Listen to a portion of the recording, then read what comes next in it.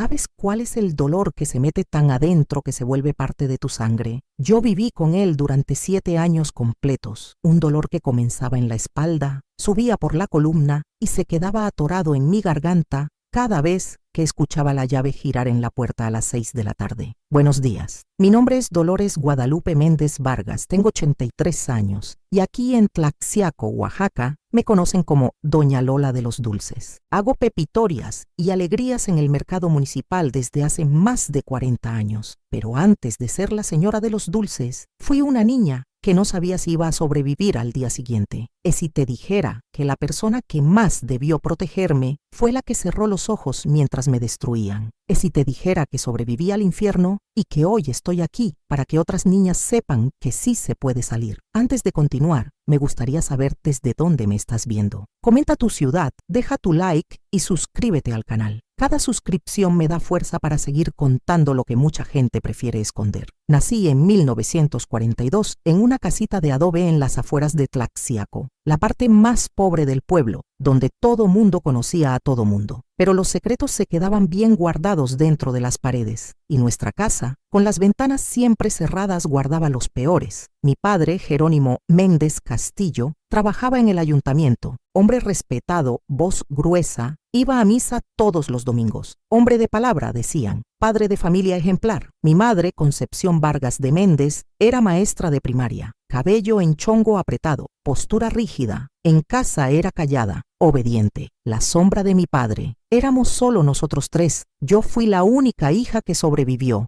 Milagro de Dios, decía mi madre. A veces pienso que el milagro hubiera sido no sobrevivir. Hasta los 7 años, mi vida fue normal, pero todo cambió cuando cumplí 8 años. Recuerdo exactamente el día. Era mi cumpleaños. Me regalaron un vestido azul con florecitas blancas y una muñeca de trapo. Esa noche mi madre salió para la vigilia en la parroquia. Me quedé sola con mi padre. Ven acá, Dolores. Me llamó desde la cocina. Ven a ayudarle a tu papá. Fui con mi muñeca bajo el brazo. Mira esta tarja, niña. Está sucia. Tu mamá no la lavó bien. Me subí a un banquito. Empecé a lavar los platos. Hice lo mejor que pude, pero como cualquier niña de 8 años, derramé agua, dejé jabón. Fue cuando comenzó. ¿Ves? Por eso tu mamá nunca quiso más hijos después de ti, porque vio que no sirves para nada. Agarró la escoba que estaba en la esquina, una escoba de vara con palo de madera. Quítate la ropa. Me congelé. No entendí. ¿Por qué una niña de 8 años se iba a quitar la ropa en la cocina? ¿Qué pasó? Estás sorda. Quítate la ropa ahorita. Con las manos temblando, obedecí. Y ahí, desnuda en medio de la cocina, sentí una vergüenza que nunca había sentido antes. Agarró la escoba, acercó el palo de madera a mi pancita, fue bajando despacio. Mírame, abrí los ojos. Vi a un hombre que ya no era mi padre. Era un monstruo con su cara. Lo que pasó después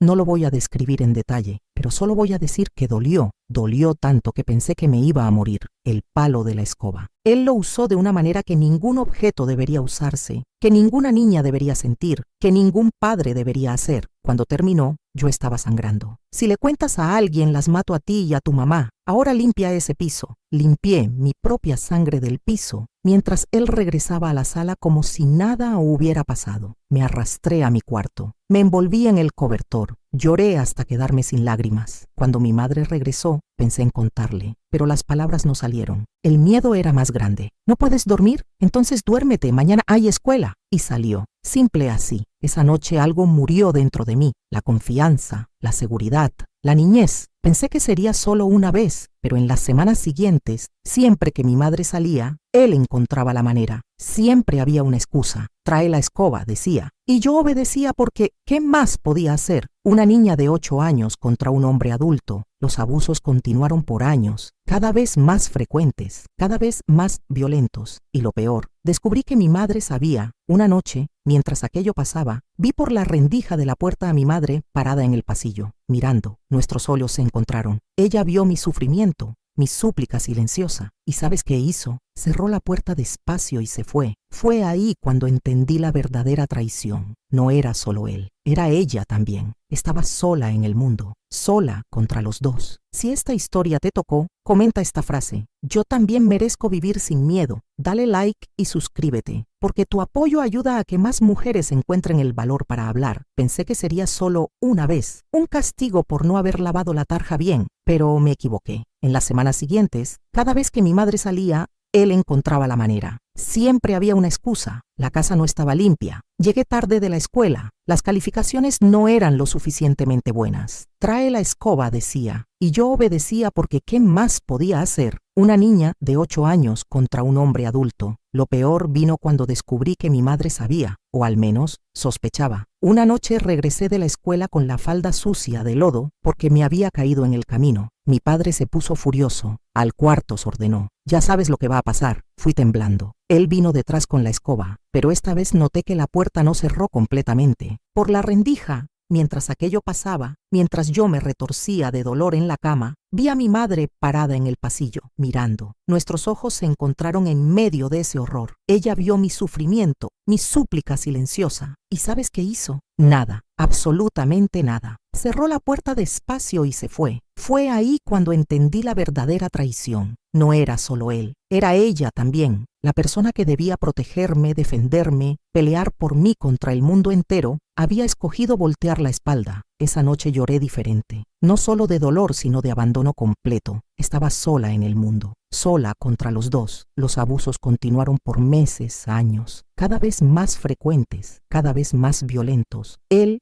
ya no necesitaba esperar a que mi madre saliera. Lo hacía enfrente de ella y ella miraba, a veces con los ojos bajos, a veces con un brillo extraño en la mirada, nunca interfiriendo, nunca protegiéndome. Una vez intenté resistirme. Tenía 10 años ya. Estaba un poco más grande, un poco más fuerte. Cuando vino con la escoba, empujé, intenté correr. Logré llegar hasta la puerta del frente, pero mi madre bloqueó el camino. ¿A dónde crees que vas, Dolores? Déjame salir, mamá, por favor. Regresa allá. Tu papá no ha terminado. Y me empujó de regreso hacia él, como quien devuelve un juguete prestado. Empezaron los cambios en mi cuerpo. El pecho creciendo, las caderas ensanchándose. Mi primera menstruación que escondí como pude. Tenía miedo de que eso empeorara todo. Y empeoró, porque ahora mi padre tenía un nuevo miedo, que yo quedara embarazada. Si metes un bastardo en este mundo te mato, amenazaba. Te tiro al río para que nadie te encuentre nunca. Pero seguía con la escoba. Solo tenía más cuidado. La usaba de otras formas. Inventaba nuevas maneras de lastimar sin dejar pruebas. En la escuela me volví la niña extraña, callada, siempre con mangas largas aunque hiciera calor, sentada hasta atrás del salón. No jugaba en el recreo, no hablaba con nadie, nunca sonreía. Mis calificaciones, que eran buenas, cayeron en picada. No podía concentrarme. ¿Cómo poner atención en español cuando todo tu cuerpo duele? ¿Cómo aprender matemáticas cuando lo único que piensas es en el horror que te espera en casa? Los maestros notaban que algo estaba mal, claro, pero en esa época era diferente. En pleitos de marido y mujer nadie se debe meter. El dicho aplicaba para todo. Problemas de familia eran problemas de familia. Solo una maestra insistió, la maestra Remedios García de Historia, bajita, pelo chino siempre recogido, lentes grandes que se le resbalaban por la nariz. Ella tenía una forma diferente de mirarme, no con lástima ni con asco, con comprensión. Un día me llamó después de clase. Dolores, ¿está todo bien en tu casa? La pregunta simple casi me quiebra. Hacía tanto que nadie preguntaba cómo estaba. Abrí la boca para responder que sí, como siempre hacía, pero no pude. Las lágrimas vinieron sin control.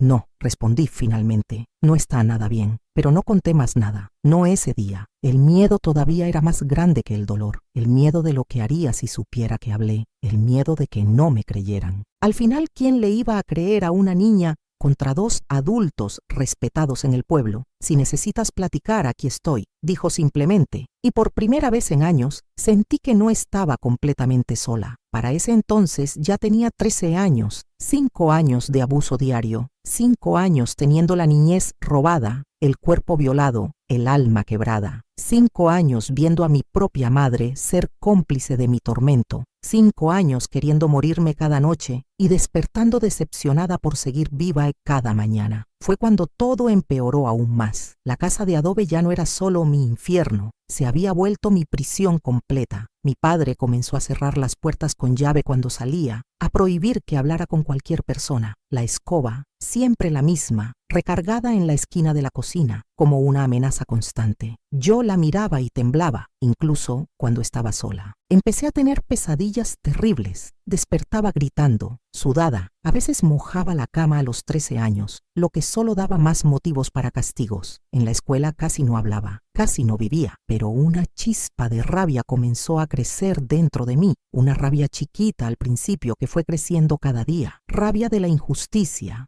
del dolor, de la traición. Rabia que se volvió valentía cuando entendí una cosa: si seguía así, no iba a sobrevivir. Así de simple. O hablaba o moría. Mi madre, Concepción Vargas, no era solo una mujer que cerraba los ojos. Era una mujer que participaba activamente en mi destrucción. Comenzó a crear situaciones, pretextos. Le decía a mi padre que yo no había barrido el patio bien, que le había contestado feo, que me tardé mucho en hacer la tarea. Dolores necesita corrección, Jerónimo. Era su código. Corrección. Qué palabra tan asquerosa. Empecé a darme cuenta de que ella gozaba, no con lo que pasaba en sí, al menos quiero creer que no, pero sí con el poder que eso le daba, de verme siendo castigada por cosas que ni siquiera estaban mal, de verme sufrir mientras ella miraba, superior, correcta, limpia. Una tarde llegué de la escuela y ella estaba diferente, inquieta, arreglada. Se había puesto el vestido bueno que normalmente solo usaba para ir a misa. «Hoy vamos a casa de tu tía Soledad»,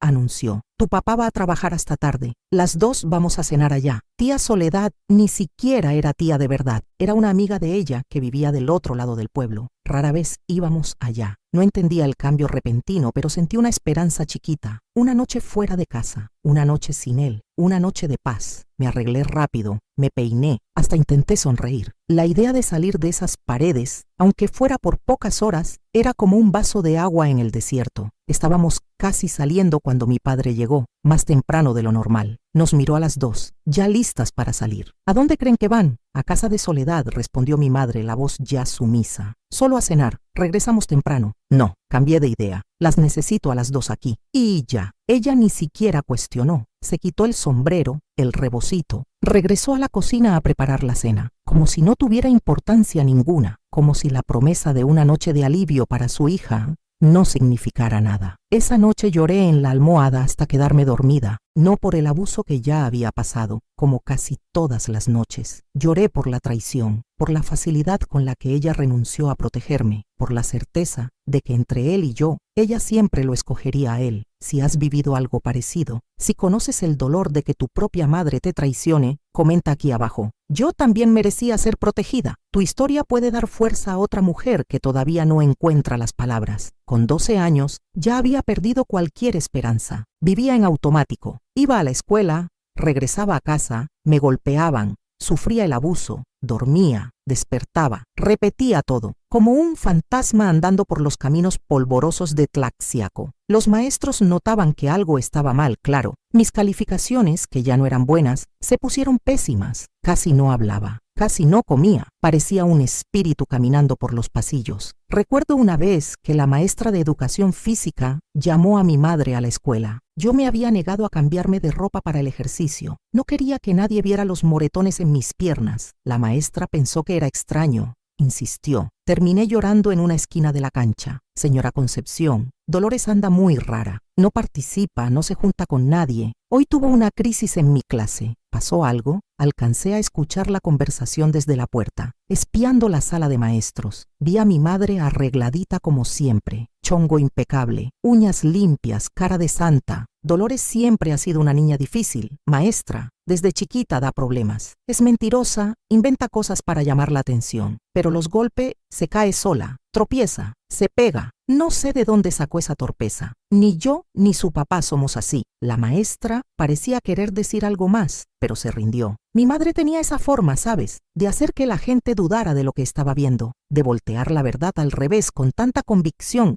que hasta tú misma empezabas a creer. Regresamos a casa en silencio ese día. Cuando llegamos, ella finalmente habló. «¿Ya estás contenta? Casi me haces pasar vergüenza en la escuela. ¿Qué van a pensar de mí, de nuestra familia?» No respondí. No había que decir. Su vergüenza era más importante que mi dolor. Siempre lo fue. Esa noche, por primera vez, ella vio todo de cerca, sentada en la silla del rincón del cuarto, observando mientras mi padre usaba la escoba. Sus ojos nunca dejaron los míos. Una mirada de advertencia, de amenaza. Una mirada que decía: «¿Ves lo que pasa cuando intentas contar? Fue la peor noche de mi vida hasta entonces. No por el dolor físico, ya estaba medio anestesiada a esas alturas. Fue peor por el simbolismo, por la confirmación final de que no había nadie de mi lado, que los dos juntos eran un muro infranqueable. Nunca más intenté contarle a nadie de la escuela. ¿Para qué? Mi madre iba a desmentir, íbase a hacerme parecer loca, mentirosa, problemática, y el castigo iba a ser peor. Entonces me cerré aún más, me volví una cáscara vacía. Aprendí a salirme de mi cuerpo durante los abusos, a fingir que estaba en otro lugar, que era otra persona. Aprendí a no llorar, porque las lágrimas solo les daban más placer a ellos. Aprendí a ser invisible, aunque estuviera visible. El tiempo siguió pasando. 12 años, 13 años, el cuerpo cambiando, los abusos empeorando. Ahora había la nueva preocupación, el embarazo. Mi padre tomaba precauciones a su manera, métodos brutales, dolorosos, humillantes. Mi madre ayudaba, revisando mi ropa interior cada mes para asegurarse de que había menstruado. Si sales embarazada te pongo en la calle, amenazaba, como si fuera mi elección, como si yo tuviera control sobre cualquier cosa en mi vida. Cuando cumplí 13 años, algo cambió, no en la situación, esa seguía igual, pero en mí empecé a sentir una rabia diferente, una rabia que no era solo desesperación, sino algo más profundo, más peligroso. Empecé a pensar en formas de acabar con aquello, todas las formas. Pensé en matarme, llegué bien cerca algunas veces, guardé pastillas que mi madre tomaba para la presión, robé un frasco de veneno para ratas que mi padre guardaba en el cuarto de herramientas. Miraba el río Grande cuando pasaba por el puente, imaginando el agua tragándome, llevándome lejos, pero algo me detenía. No era miedo a morir, ya vivía prácticamente muerta de todas formas. Era otra cosa, una terquedad. Una certeza chiquita pero persistente de que yo no merecía ese final, de que ellos eran los que merecían pagar, no yo. Fue con 13 años completos que finalmente entendí un detalle crucial de mi prisión. Mi madre no era víctima junto conmigo, era carcelera, era cómplice. Ella no ayudaba a mi padre a pesar de amarme, ayudaba porque me odiaba, tal vez porque yo era la prueba viva de los problemas de su matrimonio, tal vez porque yo era el motivo por el cual ella no podía salir de esa casa y empezar de nuevo. Tal vez porque en el fondo simplemente no tenía dentro de ella eso que llaman amor de madre. No importaba el motivo. El hecho era que ella no estaba de mi lado. Nunca lo estuvo y nunca lo estaría. Esa comprensión, por más dolorosa que fue, me liberó, porque entendí que no podía contar con ella para salir de esa situación, que necesitaba encontrar otra salida, otra persona, otra forma. Y fue entonces que recordé las palabras de la maestra Remedios. Si necesitas platicar, aquí estoy. ¿De verdad estaría? ¿De verdad había alguien en algún lugar del mundo que estuviera realmente de mi lado? ¿Valdría la pena arriesgarse? No tenía mucho que perder. Si seguía en esa casa con esos monstruos, no iba a sobrevivir mucho más. Si intentaba hablar y salía mal, pues al menos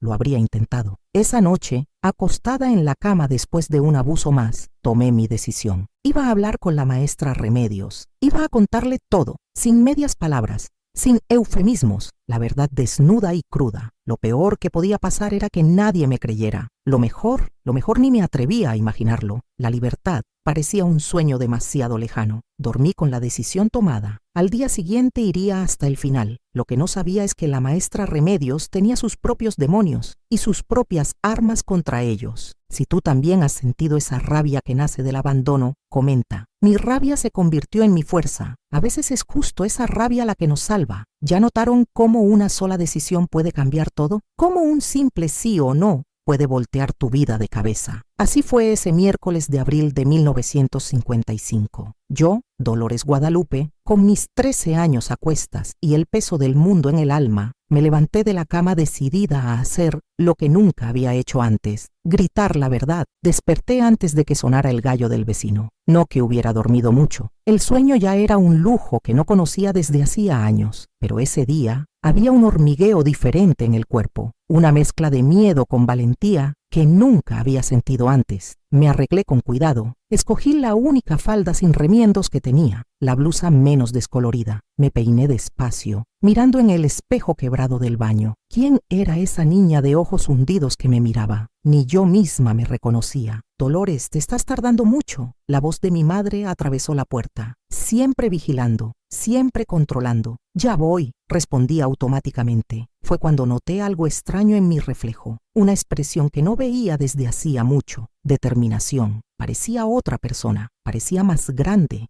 más fuerte, parecía a alguien que sí podía cambiar su propia historia. El desayuno fue igual a todos los demás: pan duro, café aguado, silencio pesado. Mi padre ya se había ido al ayuntamiento. Mi madre acomodaba las cosas para irse a la escuela donde daba clases. Comimos sin hablar como siempre. Antes de salir, me dio las instrucciones de siempre: directo a casa después de clase. No hables con nadie en el camino. Si te tardas, ya sabes lo que te espera. Asentí. Bajé la cabeza como siempre hacía, pero por dentro por primera vez pensé: no, hoy no voy a obedecer. Hoy todo cambia. El camino a la escuela nunca me pareció tan largo. Eran solo unos 15 minutos caminando por las calles empedradas. Pero ese día, cada paso parecía importante, definitivo, como si cada uno me llevara más cerca, no solo de la escuela, sino de la libertad. Llegué más temprano que lo normal. Los pasillos todavía estaban vacíos, los salones cerrados. Me senté en una banca del patio, esperando. Las manos me sudaban. ¿Y si ella no me creía? ¿Y si le contaba a mi madre? ¿Y si todo empeoraba aún más? El miedo era real. Tenía buenos motivos para sentirlo, pero la determinación era más grande. Había llegado a un punto donde la desesperación era tanta que cualquier cambio, hasta para peor, parecía mejor que seguir en ese infierno. La campana sonó. Los alumnos empezaron a llegar, ruidosos, libres, tan diferentes a mí. Observé a esos niños normales, con vidas normales. Alguno de ellos pasaba por lo que yo pasaba. Habría otras niñas como yo, presas en casas de adobe con padres monstruos. La clase de historia era hasta el tercer horario. Aguanté las 2 primeras clases en automático, respondiendo cuando me llamaban, copiando lo que estaba en el pizarrón, existiendo sin vivir. Finalmente llegó. La maestra Remedios entró al salón, pila de libros en los brazos, lentes resbalándose por la nariz. Saludó al grupo con el buen humor de siempre. Empezó a hablar sobre la Revolución Mexicana, fechas, batallas, nombres. No escuché ni una palabra. Mi cabeza estaba ocupada ensayando lo que iba a decir, cómo lo iba a decir, planeando cada palabra de esa conversación que podía cambiarlo todo. La clase terminó. La campana sonó. Era ahora o nunca. Mientras los otros alumnos salían ruidosos al recreo, me quedé sentada en mi lugar, inmóvil, esperando que todos salieran. La maestra Remedios lo notó, claro. Me miró por encima de los lentes con ese modo suyo de saber las cosas sin necesidad de preguntar. Cuando el último alumno salió, ella cerró la puerta. Vino hasta mi pupitre, jaló una silla,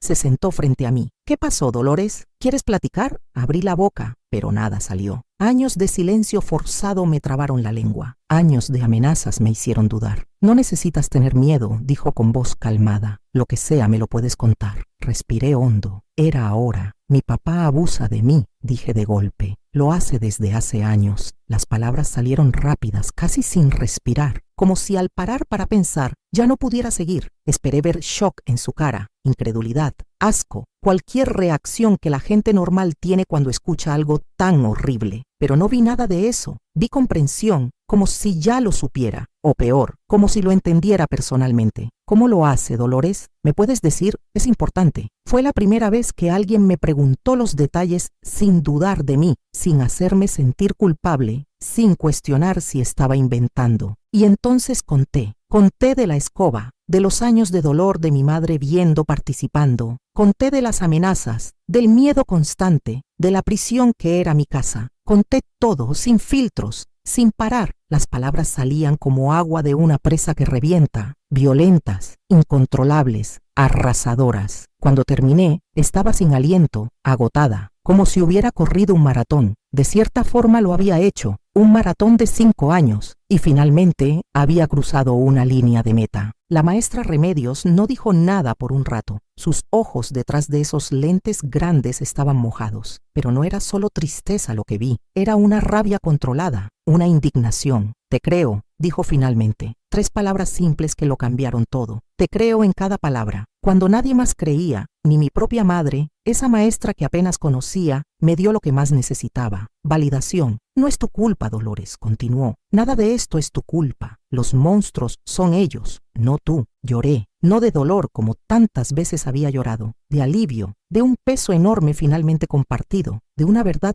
finalmente dicha y aceptada. ¿Qué va a pasar ahora?, pregunté entre sollozos. Ahora te vamos a sacar de ahí. ¿Sacar de ahí? La idea parecía tan imposible, tan lejana de mi realidad, que casi no podía comprenderla. ¿Cómo? ¿A dónde voy? ¿Y si no me dejan? ¿Y si nadie me cree? Las preguntas salían sin control, el miedo volviendo, mezclándose con una esperanza chiquita pero creciente. Una cosa a la vez, dijo firme. Primero necesitamos pruebas. ¿Pruebas? Sí, sé que es difícil, pero necesitamos mostrar lo que está pasando. Tu palabra contra la de ellos, desafortunadamente, no va a ser suficiente. Tenía razón, claro. Mi madre era maestra respetada, mi padre funcionario del ayuntamiento, ciudadanos ejemplares a los ojos de todos. ¿Quién le iba a creer a una niña problemática contra dos adultos de bien? ¿Qué tipo de pruebas? Los golpes. Necesitamos documentar. Y ella dudó, como si estuviera tomando una decisión difícil. Necesito contarte algo, Dolores, algo que pocos saben. Esperé, curiosa a pesar del miedo. Cuando yo tenía más o menos tu edad, pasé por algo parecido. No fue mi papá, fue mi padrastro. Y mi mamá, igual que la tuya, fingía no ver. Abrí los ojos grandes. La maestra Remedios, la maestra más respetada de la escuela, con su modo tan correcto, sus clases siempre preparadas, su vida aparentemente perfecta. ¿Cómo salió, maestra? Sonrió. Una sonrisa triste. No lo hice. No del modo correcto. Me escapé. Viví en la calle un tiempo. Pasé hambre, frío. Terminé acogida por una familia que me dejó dormir en el cuarto de atrás a cambio de trabajo. Estudié a escondidas, hice la secundaria abierta, me hice maestra, pero nunca denuncié. Nunca vi justicia. Mi padrastro murió años después sin pagar por lo que hizo. Y mi mamá vivió el resto de su vida fingiendo que nada pasó. Hasta hoy evita hablarme. Soy el recordatorio vivo de su fracaso como madre. Absorbí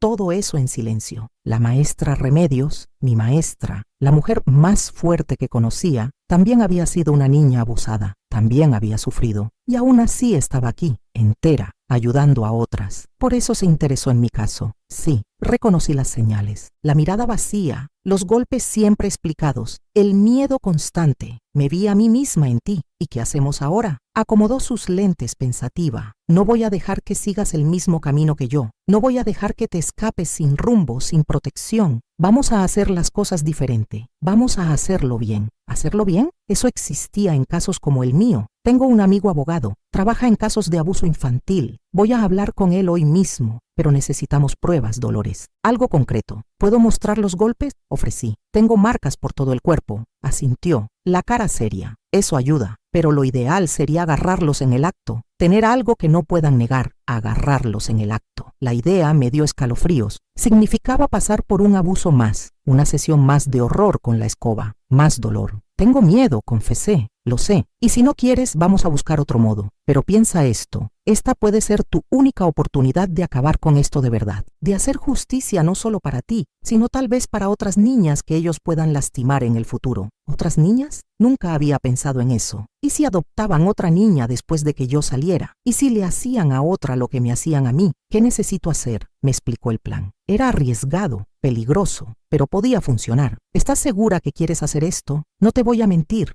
Va a ser difícil. Vas a tener que pasar por una vez más. Si es la última vez, ¿vale la pena? Respondí con una firmeza en la voz que ni yo reconocí. Si es para acabar con esto de una vez, aguanto una noche más. Apretó mi mano. Un gesto simple de solidaridad. El primer contacto humano genuinamente cariñoso que recibía en años. Eres muy valiente, Dolores. Más de lo que yo fui a tu edad. No me sentía valiente. Me sentía aterrada, pero también, por primera vez, me sentía esperanzada. Tenía un plan. Tenía una aliada. Tenía una oportunidad. Si conoces a una niña que muestra señales de abuso, no cierres los ojos. Sé su maestra Remedios. Comenta. Yo también voy a abrir los ojos, porque una sola persona que cree puede cambiarlo todo. El resto del día pasó como en una niebla. Regresé a casa después de la escuela, como siempre. Hice mi tarea, ayudé en la cocina. Me porté exactamente como cualquier otro día. Por dentro temblaba, por dentro contaba las horas. Mi padre llegó del ayuntamiento. Cenamos en silencio, como siempre. Mi madre habló de la escuela, de una junta de maestros. Él habló del municipio, de un problema con el pavimento de la calle principal. Conversación normal, conversación de familia normal. La hipocresía de todo eso me daba náuseas. ¿Cómo podían? ¿Cómo podían fingir que éramos una familia común cuando en la noche él entraba a mi cuarto con una escoba en la mano? Después de cenar me mandaron a bañar y dormir. Obedecí. Me acosté en la cama, el corazón acelerado, las manos sudando. ¿Funcionaría? ¿Sería esta realmente mi última noche en ese infierno? Alrededor de las 10, escuché sus pasos en el pasillo, el crujir de la puerta abriéndose, el ruido de la escoba golpeando la pared.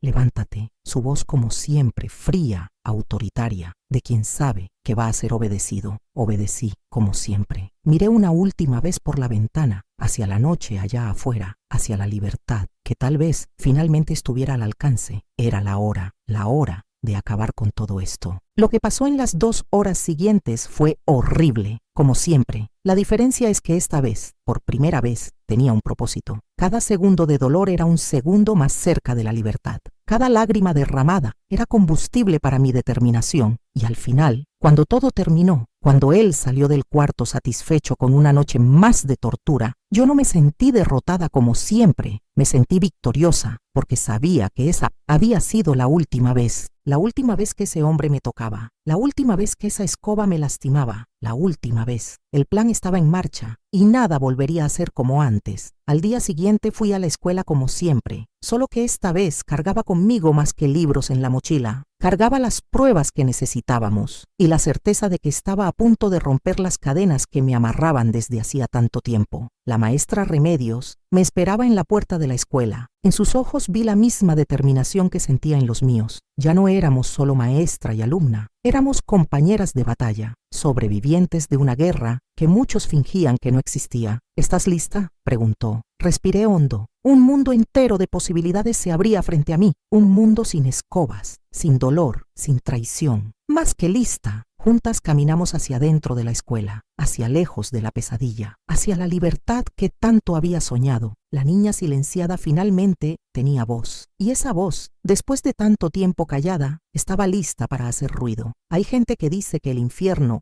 es lo que viene después de la muerte, pero yo ya conocía el infierno en vida, y ese día estaba lista para cerrar sus puertas para siempre. Llegué a la escuela con el cuerpo adolorido de la noche anterior, pero con una fuerza nueva dentro de mí. En la mochila no solo llevaba cuadernos, sino la prueba que lo cambiaría todo. Me encontré con la maestra Remedios antes de la primera clase, en un rinconcito del patio donde nadie podía vernos. ¿Lo conseguiste?, preguntó, la preocupación marcada en la frente arrugada. Saqué de la mochila un trapo envuelto. Dentro, la prueba que necesitábamos. Una prueba asquerosa, terrible pero necesaria. La misma escoba que habían usado conmigo la noche anterior, con marcas que no dejaban dudas sobre lo que había pasado. «Dios mío», murmuró la maestra Remedios, los ojos grandes detrás de los lentes. «¿Y él no notó que desapareció?». La cambié por otra parecida que encontré en el depósito de la escuela la semana pasada. Hasta ahora no se han dado cuenta. Había sido un plan arriesgado. Durante semanas observé el depósito de materiales de la escuela. Noté que había varias escobas viejas allá, juntando polvo. Un día que la portera dejó abierto, agarré una, la escondí en la mochila, la llevé a casa. Y después del abuso de la noche anterior, hice el cambio mientras todos dormían. Una operación peligrosa que pudo salir muy mal si alguien despertaba, pero no despertaron. Y ahora teníamos la prueba, irrefutable de lo que pasaba en esa casa de adobe. Tenemos más. Mostré los moretones recientes, las marcas en los muslos, en la espalda, en lugares que ninguna caída accidental podría justificar. Saqué fotos escondidas con la cámara que la maestra Remedios me había prestado días antes. «Fuiste muy valiente», dijo, guardando el cuerpo del delito en una carpeta especial. «Ahora me toca hacer mi parte». Acordamos el siguiente paso. Yo iría normalmente a casa después de clase, como si nada hubiera cambiado. Seguiría la rutina de siempre. Mientras tanto, la maestra Remedios llevaría las pruebas con su amigo abogado. Ellos irían directo a la policía, al juzgado de menores, a quien fuera necesario. «¿Cuánto va a tardar?», pregunté ansiosa. La idea de pasar otra noche en esa casa me daba escalofríos. «Voy a hacer lo posible para que sea hoy mismo, pero puede tardar un poco más. Depende de la burocracia, de los turnos. ¿Aguantas un poco más?». Aguantaba. Claro que aguantaba. Había aguantado 5 años. Podía aguantar unas horas más sabiendo que estaba cerca del final. «Solo ten cuidado de no dejar que noten nada diferente. Sigue actuando normalmente». Si sospechan que algo cambió, no necesitó completar la frase. Yo sabía lo que pasaría si sospechaban. Tenía las cicatrices de la última vez que intenté escapar para recordármelo. Voy a fingir que nada cambió, prometí. Voy a hacer todo como siempre. La escuela pasó como en una niebla ese día. No pude poner atención a nada. Mi mente estaba ocupada con lo que vendría, con la posibilidad real de liberación, con el miedo de que algo saliera mal. Cuando sonó la campana de la última hora, sentí un frío en el estómago. Era hora de regresar a la casa de adobe. Tal vez por última vez. En el camino todo parecía diferente. Las mismas calles de siempre, pero vistas con otros ojos. Los mismos vecinos saludando, pero con otra perspectiva. ¿Sabían? ¿Sospechaban? ¿O de verdad creían que éramos una familia común, normal, feliz? Llegué a casa a la hora de siempre. Mi madre ya estaba ahí, corrigiendo exámenes en la mesa de la cocina. Me miró por encima de los lentes. Arréglate, tu papá viene temprano hoy. Hay gente de la capital que viene de visita. Visita. Eso era raro. Por un momento me pregunté si complicaría el plan. Pero tal vez fuera mejor así. Con gente en casa no podrían hacerme nada. Al menos por una noche estaría segura. Me arreglé como me ordenaron. Me puse el vestido azul que usaba en ocasiones especiales. En realidad el único vestido además del uniforme de la escuela que todavía me quedaba. Me peiné, me lavé la cara. En el espejo vi la misma niña de siempre, pero los ojos estaban diferentes. Tenían un brillo nuevo, el brillo de quien sabe que está a punto de liberarse. Mi padre llegó a las 6, como anunció. Junto con él, una pareja que nunca había visto. Un hombre de traje, una mujer elegante, gente importante, como mi madre había dicho. Esta es Dolores, me presentó mi padre, la mano en mi hombro apretando demasiado fuerte. Una advertencia silenciosa para que me portara bien. Nuestra hija. ¡Qué muchacha tan bonita!, dijo la mujer sonriendo. ¿Cuántos años tienes, mija? 13, respondí lo más educadamente que pude. Ah, la mejor edad.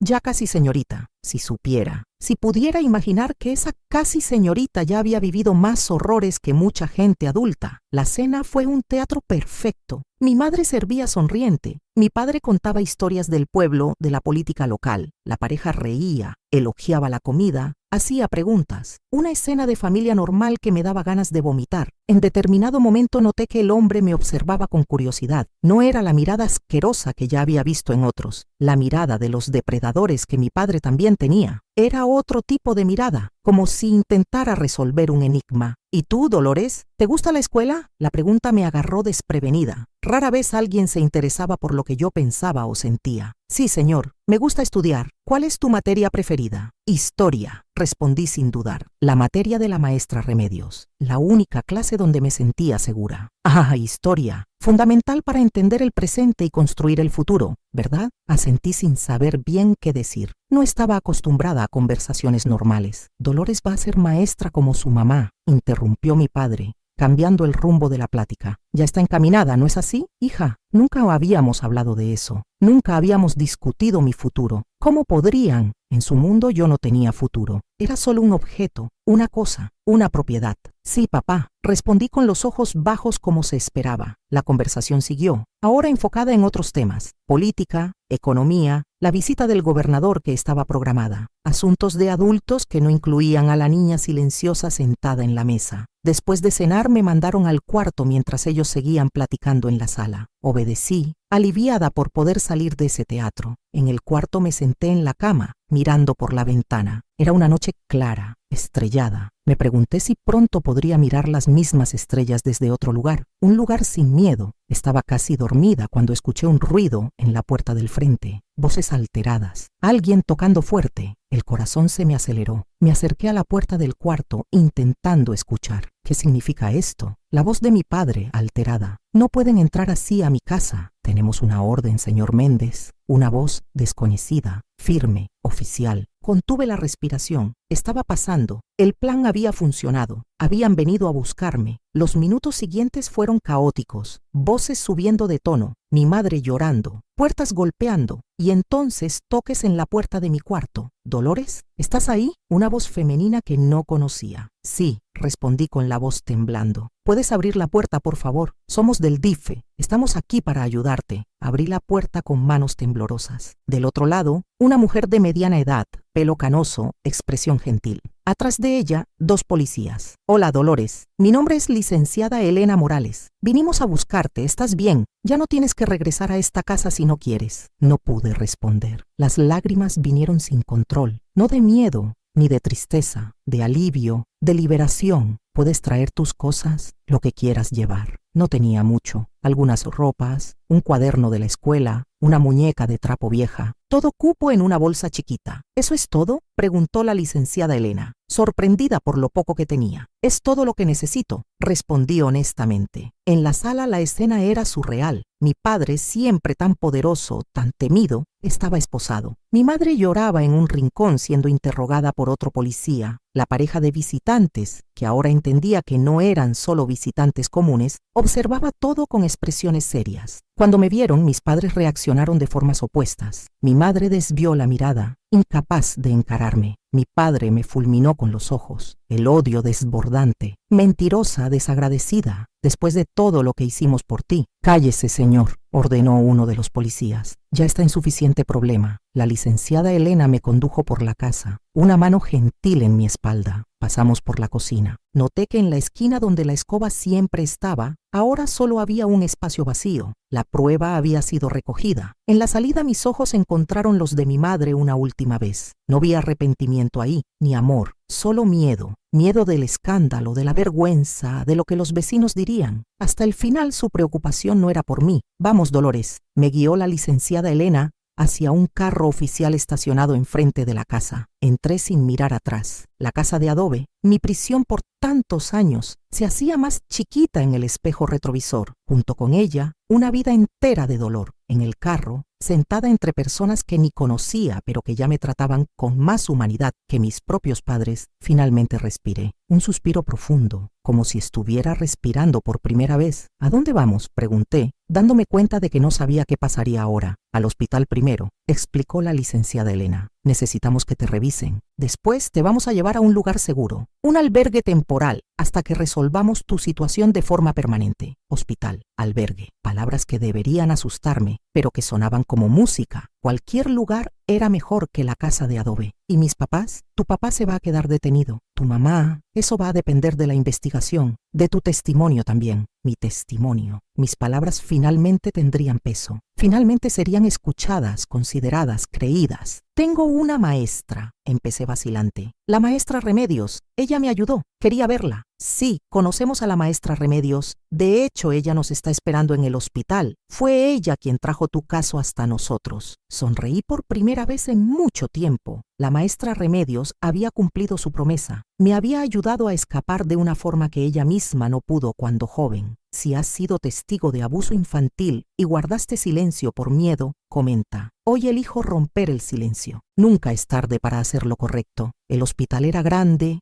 iluminado, lleno de gente. Me llevaron a una sala reservada donde una doctora me examinó con cuidado y respeto. Tomó fotos de los golpes, anotó todo, hizo preguntas difíciles pero necesarias. Cuando terminó, dijo palabras que nunca olvidé. Eres muy fuerte, Dolores, más fuerte que muchos adultos que conozco. No me sentía fuerte, me sentía chiquita, asustada, perdida, pero también, por primera vez en años, me sentía segura. Después del examen me llevaron a otra sala, y ahí estaba ella, la maestra Remedios. Pelo recogido como siempre, lentes en la punta de la nariz, una sonrisa cansada pero satisfecha. Lo lograste, dije corriendo a abrazarla, algo que nunca había hecho antes. No, Dolores, nosotras lo logramos. Tú hiciste la parte más difícil. Nos quedamos abrazadas un rato, dos sobrevivientes del mismo tipo de infierno, dos generaciones unidas por el dolor, pero también por la esperanza de días mejores. ¿Qué pasó?, pregunté cuando finalmente nos separamos. ¿Cómo fue todo tan rápido? Me contó mientras comíamos un pan que alguien había traído. Contó que llevó la escoba y las fotos a su amigo abogado, que se horrorizó, que fueron directo al DIF, donde encontraron una jueza sensible a casos de abuso, que la jueza, viendo las pruebas irrefutables, emitió inmediatamente orden de protección y detención preventiva para mi padre. Y la pareja que estaba en mi casa eran trabajadores sociales disfrazados. Estaban ahí para observar la dinámica familiar antes de que llegara la policía. Fue casualidad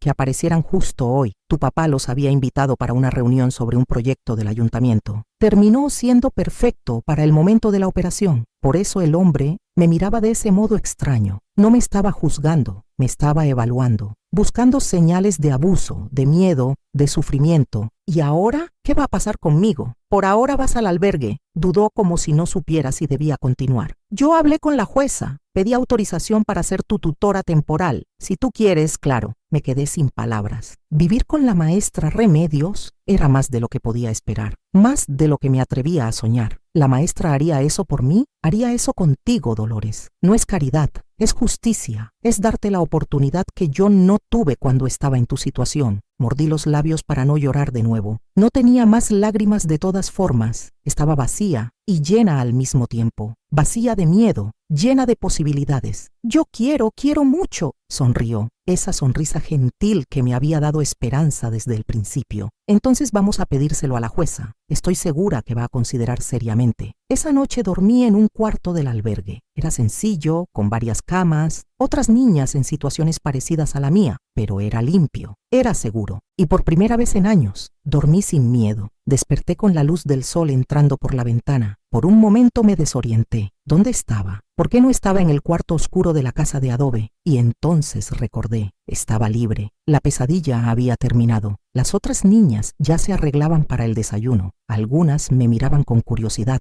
otras con indiferencia. Todas tenían sus propias historias, sus propios traumas. Éramos diferentes pero también parecidas, sobrevivientes. Me llevaron a declarar formalmente en la Procuraduría de Protección a la Infancia ese día. Fue difícil, doloroso, contar todo otra vez para personas extrañas, ver sus reacciones de horror, de compasión, a veces de duda, pero lo hice. Conté todo sin omitir nada, la escoba, las noches, mi madre viendo, los años de silencio forzado. Cuando terminé, el agente del Ministerio Público, un hombre de mediana edad con aspecto de papá de familia, dijo algo que me marcó. Tu testimonio va a ayudar a condenar a ellos, Dolores, pero, más importante, va a ayudar a salvar a otras niñas. Tu valentía está abriendo puertas para muchas otras denuncias. No me sentía valiente, me sentía solo aliviada por finalmente estar lejos de ellos, por finalmente poder hablar, por finalmente ser escuchada. Por la tarde recibí una visita inesperada en el albergue. La licenciada Elena, acompañada de la maestra Remedios y de una mujer que pronto supe era la jueza de mi caso. Dolores, dijo la jueza después de las presentaciones, analicé tu caso con urgencia, dada la gravedad de la situación y el evidente riesgo de mantenerte en el ambiente familiar, concedí la tutela temporal para la maestra Remedios. Si estás de acuerdo, claro. Miré a la maestra Remedios que sonreía nerviosa. De verdad quería acogerme, cuidarme, ser mi familia. Estoy de acuerdo, más que de acuerdo. La jueza sonrió aliviada. Perfecto. Pueden irse hoy mismo. Vamos a tener que continuar con el proceso legal, claro. Va a haber más declaraciones, audiencias. Tus papás tienen derecho a defensa, pero tú no tienes que volver a verlos a menos que quieras. No quería. Nunca más quería ver esas caras, escuchar esas voces. Quería olvidar, empezar de nuevo, renacer. ¿Nos podemos ir?, pregunté ansiosa. Sí, respondió la maestra Remedios. Vamos a casa. Casa. La palabra tenía un nuevo significado. Ya no era sinónimo de miedo, de dolor, de prisión. Era promesa de algo diferente, de una nueva oportunidad. Recogí mis pocas cosas y me despedí de las otras niñas del albergue. Algunas no reaccionaron, sumergidas en sus propios traumas. Otras sonrieron, desearon buena suerte. Una más grande me abrazó y susurró: no te olvides de nosotras cuando estés allá afuera. No lo haría. ¿Cómo podría? Ellas eran parte de mi historia ahora, parte de mi jornada. En el carro, yendo hacia la casa de la maestra Remedios, miré por la ventana. Las calles parecían diferentes, el pueblo entero parecía diferente, más colorido, más vivo, más lleno de posibilidades. ¿Estás lista para una nueva vida, Dolores?, preguntó la maestra Remedios mirándome por el espejo retrovisor. Respiré hondo. Una vida sin escobas, sin gritos en la noche, sin traiciones maternas. Una vida con escuela, con sueños, con futuro. Estoy más que lista. Y así empezó mi nueva jornada. El camino no sería fácil. Tenía mucho que procesar, mucho que sanar, mucho que aprender, pero al menos ahora tenía un camino saliendo del infierno hacia la luz. Y por primera vez, desde que tenía memoria,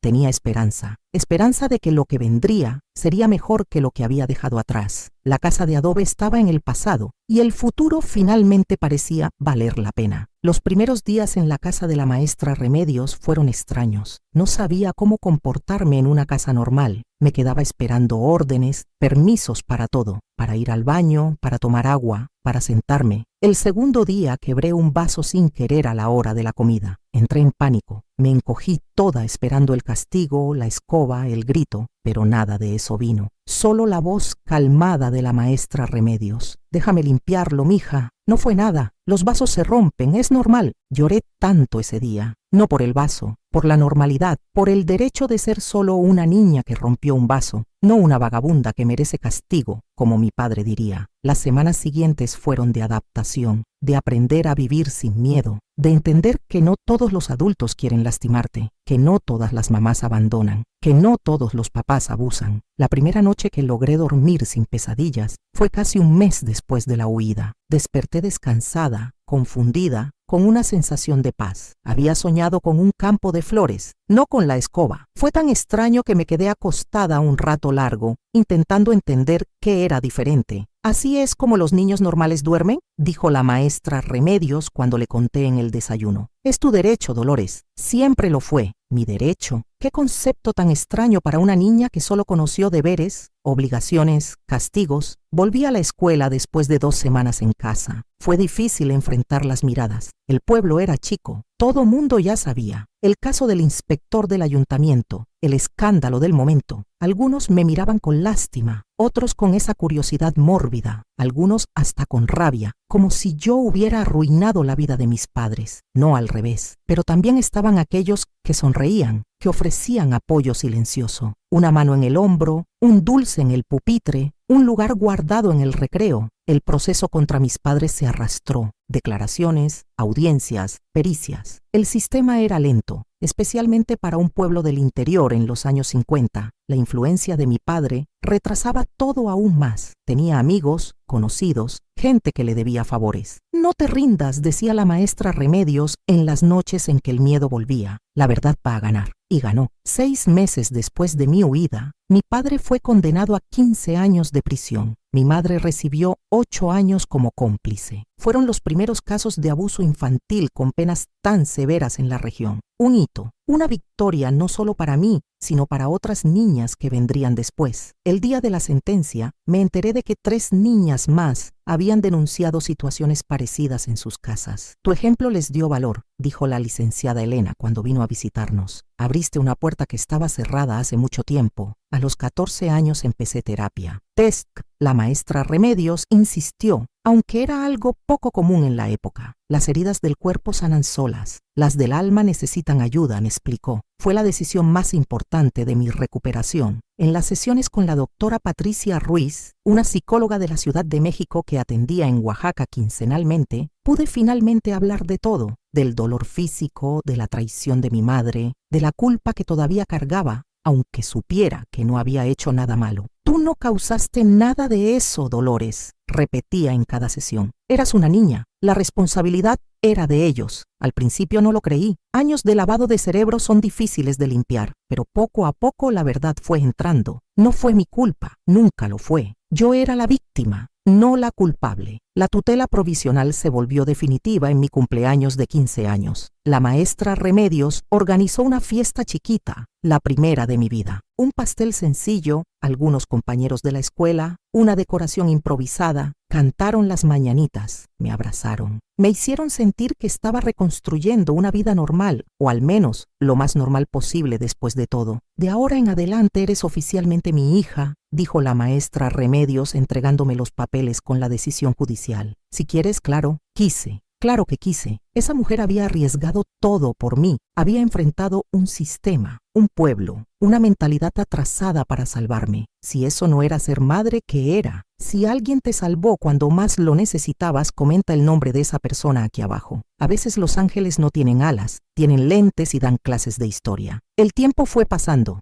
16 años, 17 años. Terminé la secundaria con buenas calificaciones. Incentivada por la maestra Remedios, decidí seguir estudiando. Puedes ser lo que quieras, Dolores. Tienes el mundo entero frente a ti. ¿El mundo entero? Qué diferencia de cuando pensaba que mi mundo se limitaba a las 4 paredes de la casa de adobe. A los 18 años hice el examen para la Universidad Autónoma Benito Juárez de Oaxaca. Carrera, Derecho. Pasé. Fue la mayor alegría de mi vida hasta entonces. Iba a estudiar para ser abogada, para defender a otras Dolores que no tuvieron la suerte de encontrar una maestra Remedios en el camino. Tengo tanto orgullo de ti, dijo con lágrimas en los ojos cuando llegó la carta de aceptación. El cambio a la ciudad de Oaxaca fue otro gran desafío. Nunca había salido de Tlaxiaco, nunca había visto edificios altos, nunca había andado en camión urbano. Estaba aterrada pero también emocionada. Era un nuevo comienzo, otra oportunidad. Mis pesadillas, que ya habían disminuido bastante, regresaron las primeras semanas lejos de casa. Soñaba que mi padre se había escapado de la prisión y me encontraba. Despertaba sudando, temblando. Llamaba a la maestra Remedios desde el teléfono público de la pensión donde vivía. Él no puede alcanzarte, Dolores, me aseguraba. Está preso. Va a quedarse así por muchos años. ¿Estás segura? Poco a poco la universidad y la ciudad nueva fueron ocupándome. Nuevos amigos, nuevas experiencias, nuevos dolores también, pero estos normales de la vida adulta. Dolores de crecimiento, no de destrucción. Fue en la universidad donde conocí a Roberto Sánchez, alto, flaco, de lentes, estudiante de periodismo. Nos encontramos en una fiesta del centro de estudiantes. Bailamos, platicamos, reímos. Era tan fácil estar con él, tan natural. Cuando intentó besarme la tercera vez que salimos, me congelé. Todo mi cuerpo recordó otras manos, otros toques, otros momentos. Notó mi pánico. Se alejó inmediatamente. Está bien, Dolores, vamos a tu tiempo, sin prisa. Le conté una semana después, de la casa de adobe,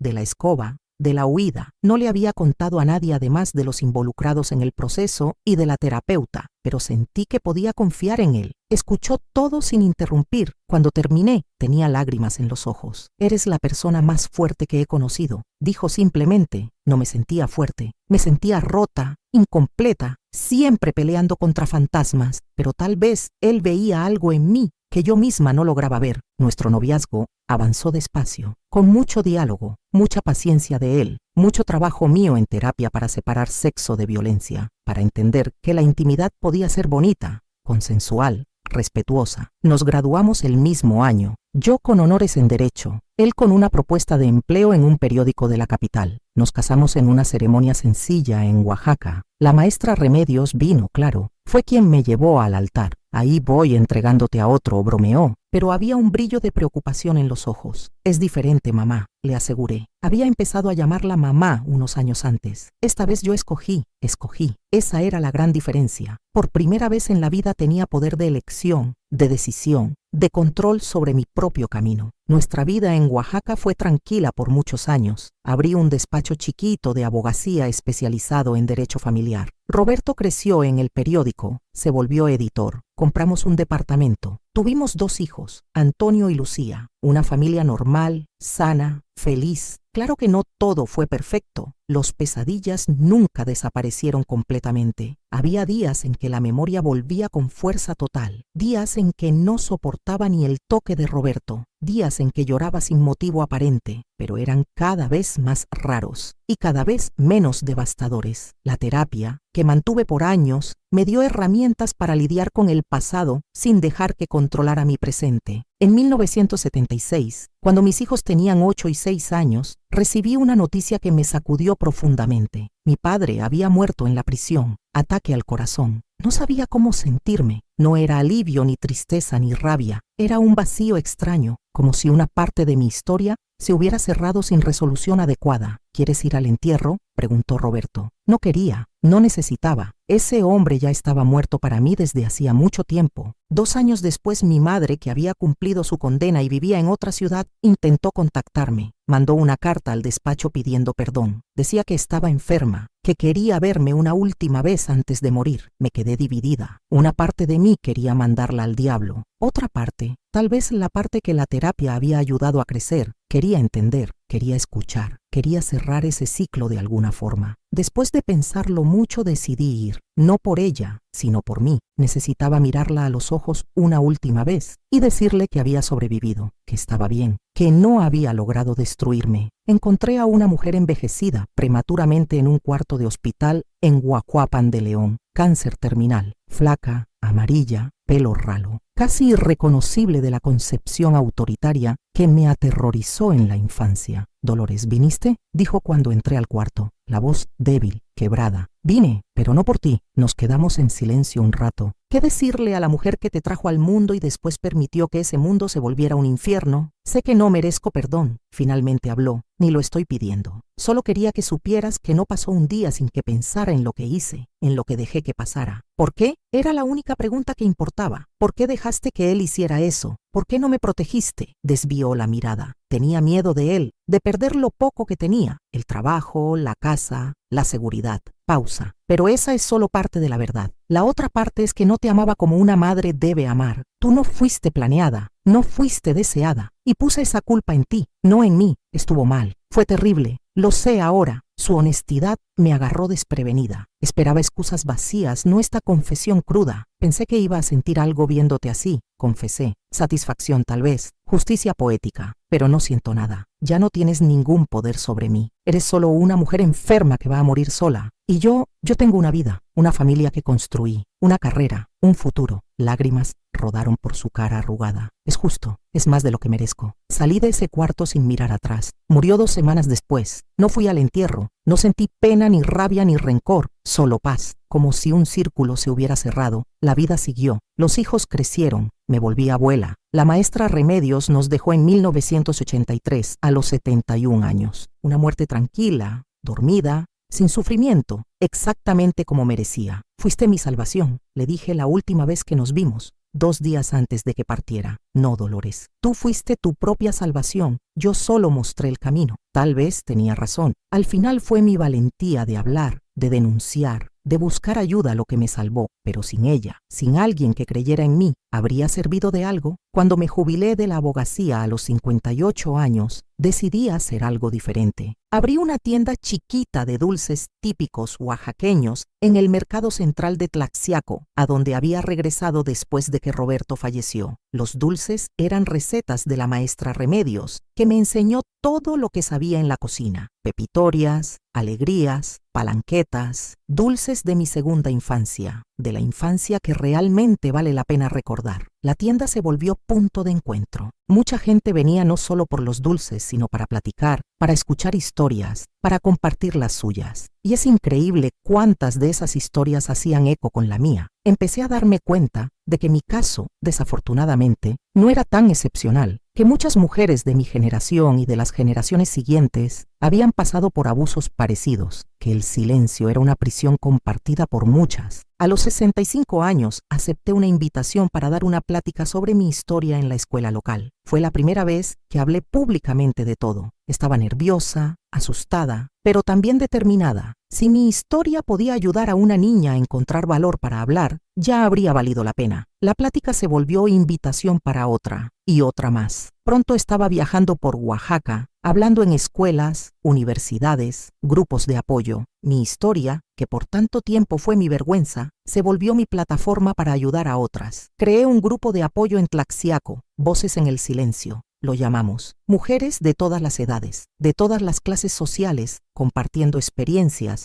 sanando juntas, fortaleciéndose unas a otras. Si has roto el silencio o estás pensando en hacerlo, comenta. Mi voz también importa. Juntas somos más fuertes que cualquier monstruo. Y ahora, a mis 83 años, decidí hacer estos videos. Contar mi historia para un público aún más grande. Porque aunque hayan pasado tantos años, aunque hayan habido tantos cambios en la sociedad, todavía hay niñas presas en casas de adobe por todo México. Todavía hay papás monstruos y mamás que cierran los ojos. Todavía hay escobas en esquinas de cocinas que hacen que las niñas tiemblen de miedo. Si estás viendo esto y te identificaste con cualquier parte de mi historia, quiero que sepas, no estás sola, no tienes la culpa y existe salida. Puede parecer imposible ahora, puede parecer que nadie te va a creer, que nadie te va a ayudar, pero te prometo que existe alguien como la maestra Remedios por ahí, alguien que va a creer, alguien que va a extender la mano. La casa de adobe quedó en el pasado. En su lugar construí una vida colorida,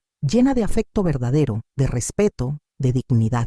Tú también puedes. Y si estás viendo esto y conoces a una niña que muestra señales de abuso, el silencio repentino, los golpes inexplicables, el miedo constante, por favor, sé la maestra Remedios de ella. Pregunta, cree, ayuda. Puede ser su única oportunidad. Hoy mi tienda en el mercado sigue abierta. Mis nietos ya me dieron bisnietos. La casa de adobe fue demolida hace años. En su lugar, construyeron un parque infantil chiquito. Siempre que paso por ahí veo niños jugando, riendo, libres, y pienso que finalmente ese pedazo de tierra encontró redención. He vivido una vida larga, una vida que no pensé que tendría cuando era esa niña de 8 años llorando en el piso de la cocina, una vida que valió la pena pelear por ella. Tengo 83 años ahora, el cuerpo ya no es el mismo, las rodillas duelen, la vista falla, las manos tiemblan cuando preparo los dulces, pero el espíritu está fuerte. El espíritu que se negó a quebrarse en esa casa de adobe sigue aquí, peleando, ayudando, inspirando. Roberto, mi esposo, murió hace 12 años. Fue un buen hombre, un hombre que me amó con paciencia, que entendió mis demonios, que nunca me presionó, que me dejó ser yo misma, con todas mis cicatrices y miedos. Mis hijos, Antonio y Lucía, son adultos exitosos ahora. Antonio es médico en la Ciudad de México. Lucía es maestra,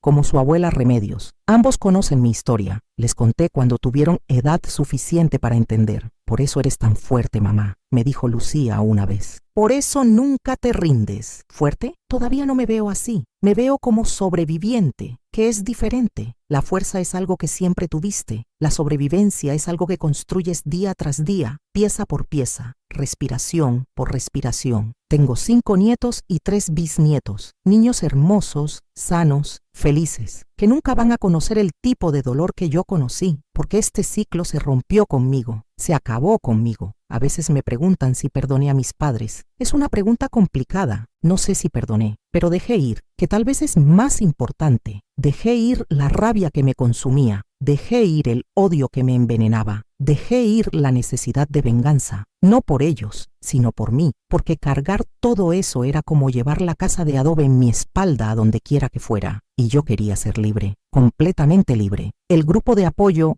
Voces en el Silencio sigue funcionando. Ya tiene 18 años de existencia. Hemos ayudado a más de 200 mujeres a salir de situaciones de abuso. Hemos acompañado docenas de denuncias. Hemos visto justicia ser hecha más veces de las que puedo contar. Pero también hemos visto el sistema fallar. Hemos visto casos donde las niñas no fueron creídas, donde los abusadores salieron libres, donde las familias prefirieron el silencio sobre la verdad. Y cada vez que eso pasa, mi corazón se rompe un poco, porque sé exactamente cómo se siente. Sé el peso de no ser creída, sé el dolor de estar sola contra el mundo, pero seguimos peleando. Porque cada niña salvada vale la pena, cada denuncia hecha es una victoria, cada silencio roto es un paso hacia un mundo mejor. La gente me pregunta por qué sigo haciendo esto a mis 83 años. ¿Por qué no me retiro completamente? Disfruto mis últimos años en paz. Y la respuesta es simple, porque todavía hay trabajo por hacer, porque todavía hay niñas sufriendo, porque todavía hay monstruos sueltos, y mientras tenga aliento, voy a pelear por ellas, como la maestra Remedios peleó por mí. Me acuerdo de una niña que llegó al grupo hace 3 años. Teresa se llamaba, tenía 12 años, la misma edad que yo cuando empezó a crecer la rabia dentro de mí. Su historia era tan parecida a la mía que dolía escucharla. El tío que abusaba, la mamá que fingía no ver, el miedo constante, la vergüenza. Trabajamos con ella durante meses. La ayudamos a denunciar, a salir de esa casa, a empezar de nuevo. Hoy Teresa tiene 15 años, está en la escuela, sonríe, tiene planes para el futuro. Cada vez que la veo, me acuerdo de por qué hago esto, por qué cuento mi historia una y otra vez,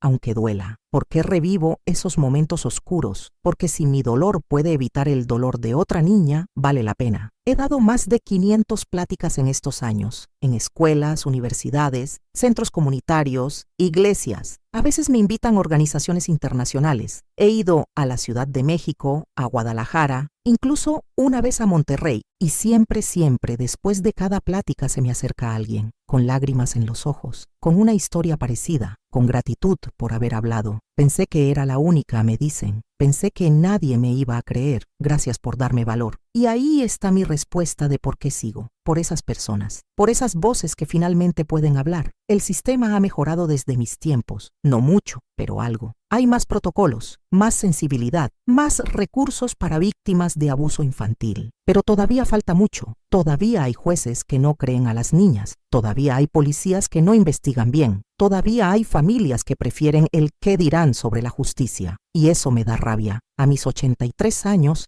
la rabia sigue ahí. No contra mis padres ya, sino contra el sistema que permite que esto siga pasando. Contra la sociedad que voltea la cara. Contra la cultura del silencio que protege a los abusadores. Pero la rabia ahora es productiva. La uso como combustible. Para seguir peleando, para seguir hablando, para seguir ayudando. Mi tienda de dulces en el mercado no es solo una tienda, es un refugio, un lugar seguro. Muchas mujeres vienen ahí, no solo por las pepitorias, vienen a platicar, a desahogarse, a buscar consejo. Y yo escucho, como la maestra Remedios escuchó, como alguien debió haber escuchado a mi madre cuando era niña, porque sí, hasta ella tuvo su historia. Nunca la supe completa, pero estoy segura de que su frialdad, su incapacidad de amarme, venía de su propio dolor no sanado. El ciclo de abuso es así, se pasa de generación en generación hasta que alguien tiene el valor de romperlo. Yo fui esa persona en mi familia y me aseguré de que mis hijos, mis nietos, mis bisnietos nunca conocieran ese tipo de dolor. Les enseñé sobre límites, sobre consentimiento, sobre que su cuerpo es suyo, sobre que tienen derecho a decir no, sobre que nadie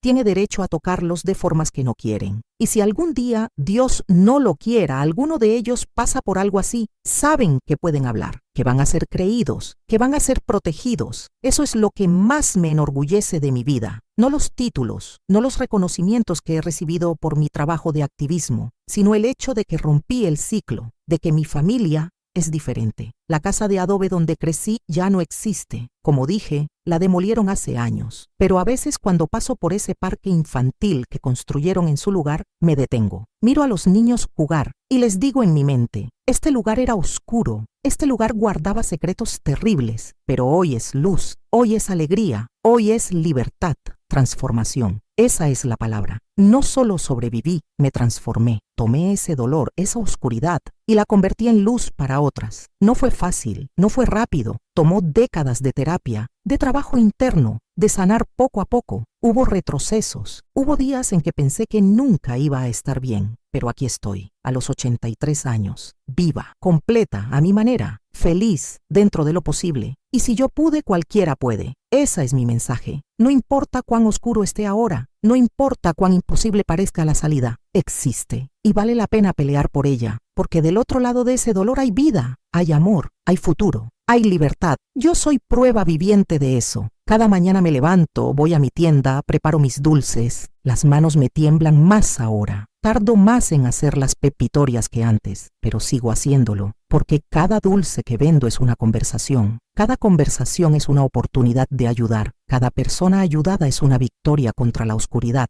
La gente del mercado me quiere, me respetan, saben mi historia la mayoría, y en lugar de verme con lástima, me ven con admiración. Doña Lola, usted es mi inspiración, me dicen. Y yo pienso, si esa niña de 8 años, llorando en el piso de la cocina, pudiera ver esto, ver en quién se convirtió, ver todo lo que logró, ver todas las vidas que tocó, creo que se sentiría orgullosa. Creo que entendería que todo ese dolor no fue en vano, que sirvió para algo más grande. No justifico lo que pasó, nunca lo haré. Fue horrible, fue injusto, fue un crimen, pero lo que hice con eso, cómo lo transformé, cómo lo usé para ayudar a otras, eso sí me llena de orgullo. A veces me preguntan si tuve miedo al empezar a hablar públicamente, si me preocupaba el qué dirán. Y la verdad es que sí, al principio sí. Había vergüenza todavía, había miedo al juicio, había preocupación de que la gente me viera diferente. Pero entonces conocí a la primera niña que se salvó gracias a mi historia. Vi sus ojos, vi su gratitud,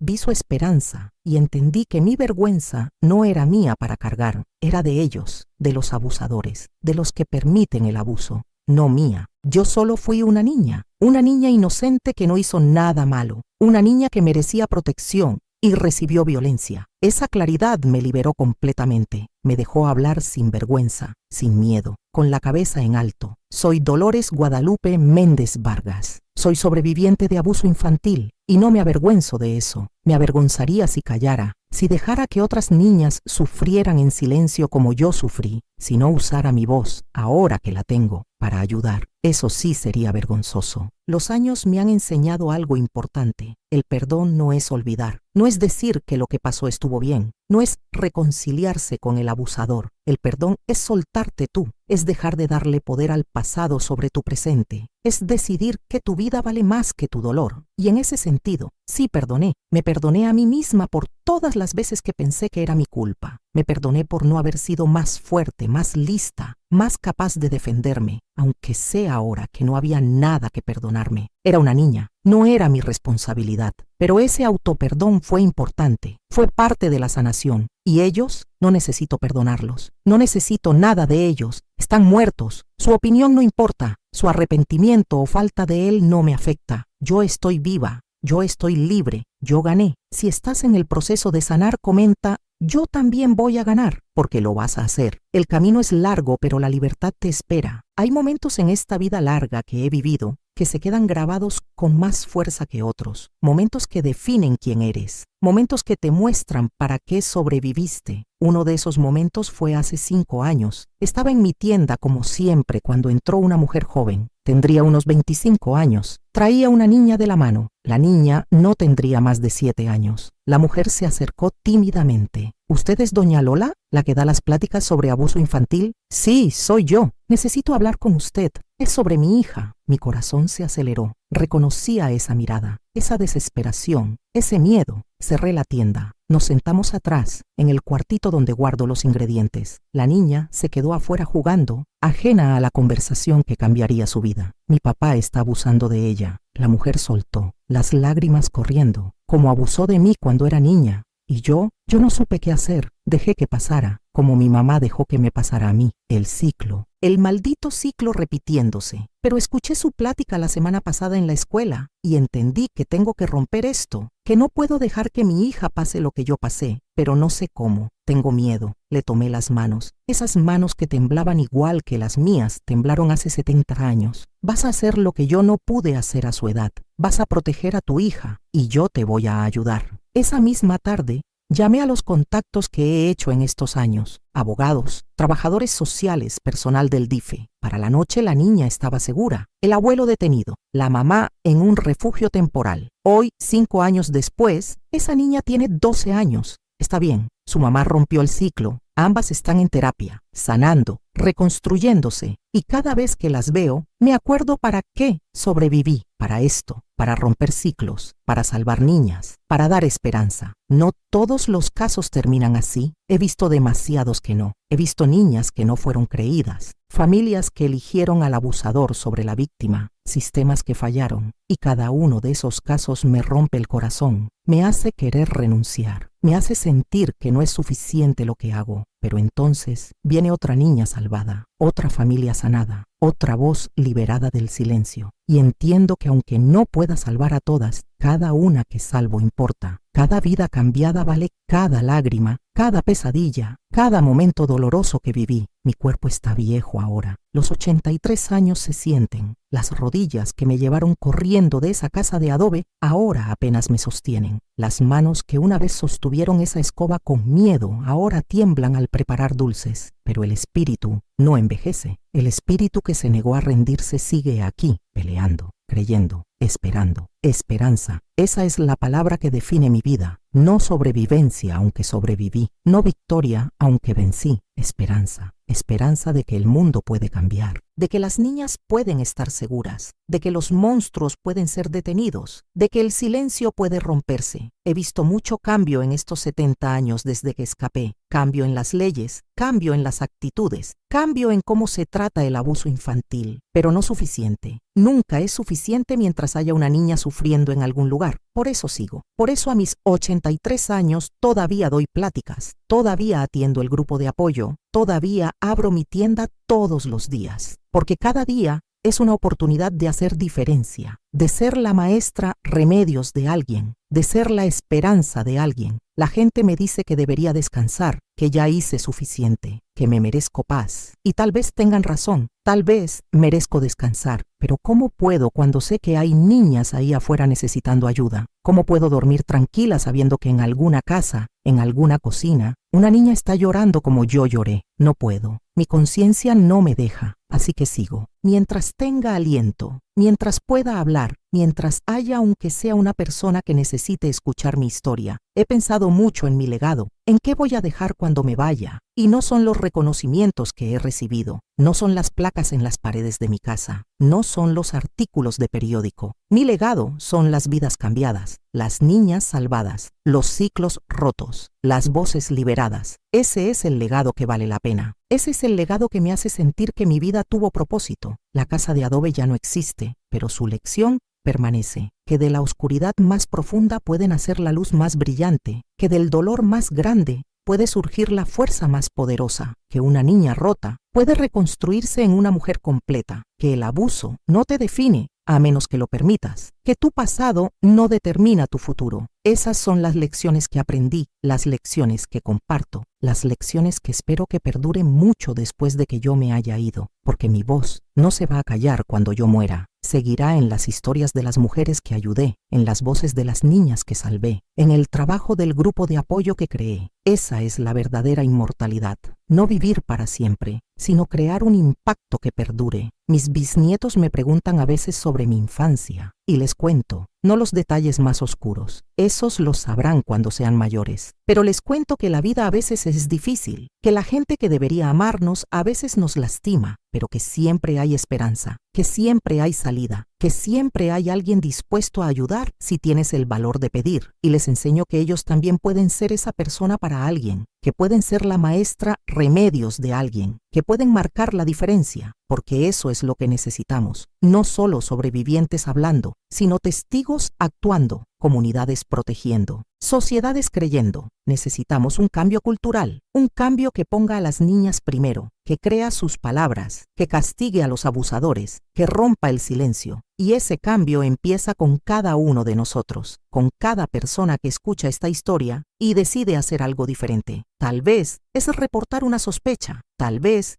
es creerle a una niña que habla, tal vez es donar a una organización que ayuda, tal vez es simplemente estar más atento. Cada acción cuenta, cada voz importa, cada persona puede hacer diferencia. Eso es lo que he aprendido en estos 83 años, que no necesitas ser especial para cambiar el mundo, solo necesitas tener valor y compasión y determinación. La maestra Remedios no era especial, era una maestra común de un pueblo chico, pero tuvo el valor de creerme, de ayudarme, de arriesgar su comodidad por mi seguridad, y eso lo cambió todo. Todos podemos ser esa persona, todos podemos ser el punto de inflexión en la vida de alguien, todos podemos ser la esperanza que alguien necesita desesperadamente. Miro hacia atrás, a mi vida, y veo montañas que escalé, veo obstáculos que superé, veo dolor que transformé, y me siento orgullosa, no de haber sufrido. El sufrimiento no es noble, no es algo que buscar. Me siento orgullosa de haber sobrevivido, de haber sanado, de haber usado mi dolor para un propósito más grande. Eso es lo que le da sentido a todo. Saber que mi historia salvó otras historias, que mi voz liberó otras voces, que mi esperanza inspiró otra esperanza. El sol está bajando mientras escribo esto. Desde mi tienda en el mercado puedo ver las montañas de Oaxaca teñidas de naranja y rosa, el mismo cielo que veía desde la ventana de la casa de adobe, pero ahora lo veo con ojos diferentes, con ojos libres. Pronto cerraré la tienda, volveré a mi casa, prepararé la cena, llamaré a mis hijos, abrazaré a mis nietos si vienen a visitarme. Haré las cosas normales de una vida normal, esa vida que una vez pensé que nunca tendría. Y mañana me levantaré y lo haré todo otra vez. Prepararé dulces, abriré la tienda, escucharé historias, daré esperanza, porque mientras tenga vida, tendré propósito. Mientras tenga voz, la usaré. Mientras haya niñas sufriendo, pelearé. Esa es mi promesa, a la niña que fui, a las niñas que son, a las niñas que serán. El infierno existe, lo conocí, pero también existe el cielo, la libertad, la esperanza, la vida después del dolor. Y vale la pena pelear por ella. Si mi historia te inspiró a actuar, a cambiar algo, a ayudar a alguien,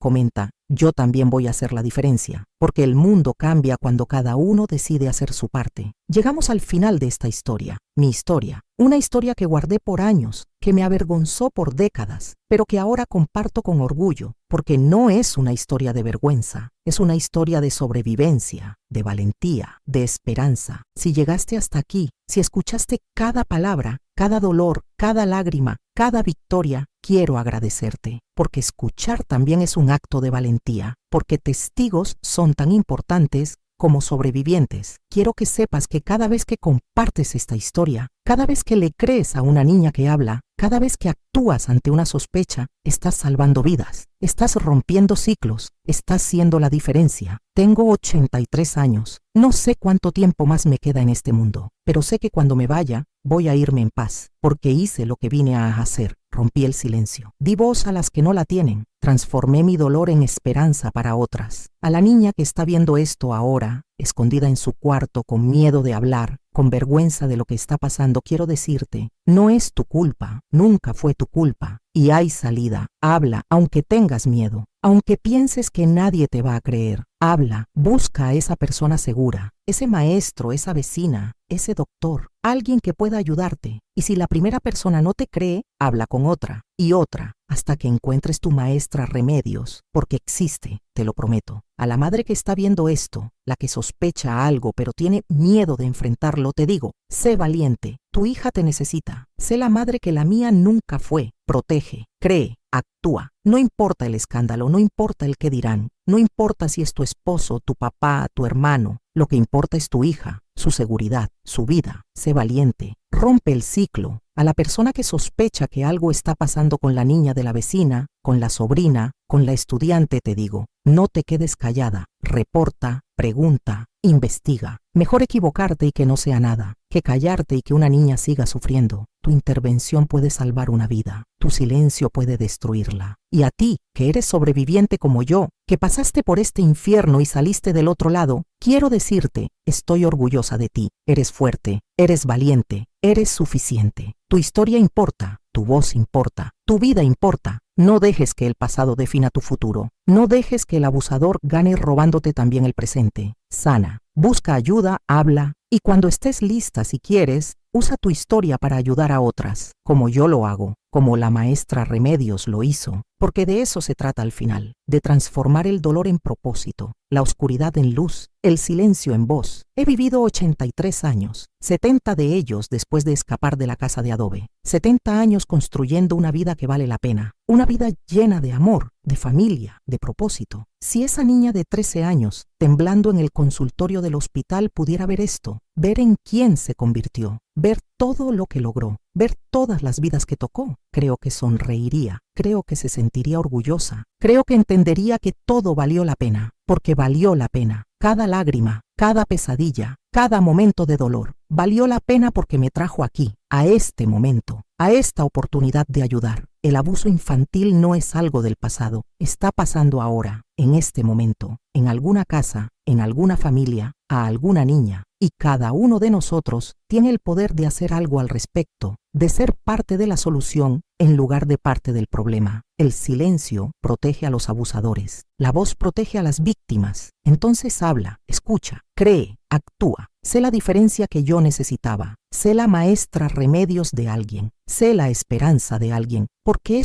eso es lo que nos hace humanos. No nuestra capacidad de causar dolor, sino nuestra capacidad de sanar, de ayudar, de amar. Mi tiempo en este mundo se está acabando, pero mi mensaje vivirá. En cada persona que escuchó esta historia, en cada niña que salvamos, en cada ciclo que rompemos. Y eso me da paz. Saber que mi vida tuvo sentido, que mi dolor sirvió para algo más grande, que mi voz no se callará incluso después de que yo me vaya. Gracias por escuchar, gracias por creer, gracias por estar aquí. Ahora te pido que actúes, que no dejes que esta historia sea solo eso, una historia. Hazla real, hazla importante, úsala para cambiar algo. Si tú también has vivido con miedo y aún así sigues de pie, comenta esta frase: yo también merezco vivir sin miedo. Tu comentario puede tocar el corazón de otra mujer que aún no se atreve a hablar. Tu historia, como la mía, también merece ser contada. Y si esta historia te tocó, te invito a comentar. Deja tu ciudad, tu país, tu reflexión. Cuéntame si esta historia resonó contigo, si conoces a alguien que necesita escucharla, si tú también eres sobreviviente.